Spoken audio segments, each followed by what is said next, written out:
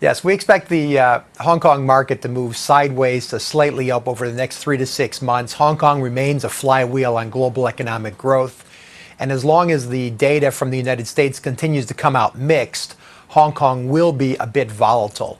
Within sectors, we are less optimistic on Hong Kong property and more optimistic on Hong Kong consumption. So we're more focused on the consumption plays.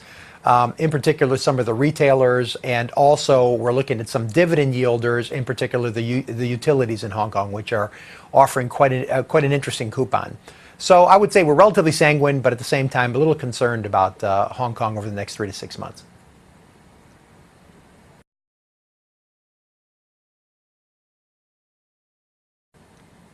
I agree. I think equities will continue to benefit. I think the Fed has done an excellent job, as have central bankers, with this portfolio rebalancing objective that they've had, moving us out of less risky into riskier assets, and fund flows have followed.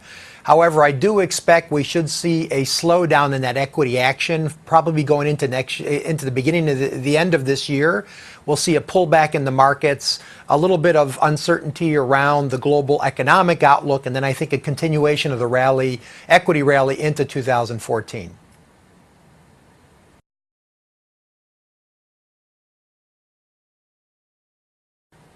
Yeah, the crude prices have been moving sideways. I mean, let's not forget for a moment that the world still consumes 91 million barrels of oil a day. So there is underlying demand.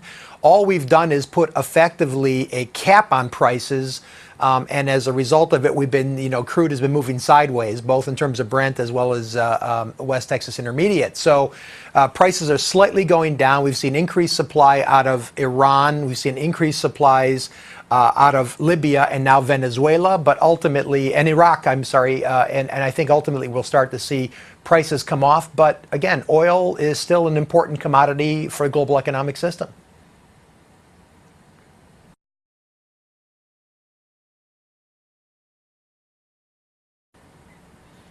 Well, I think it's easy. Generically, I mean, it's going to be equities in general.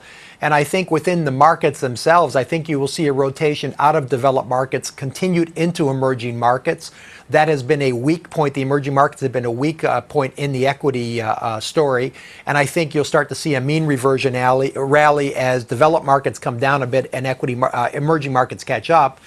Within the emerging markets, I think you've seen a rotation into North Asia in particular. China's starting to catch a bit, and India has been a very good story, as you and I have discussed many times.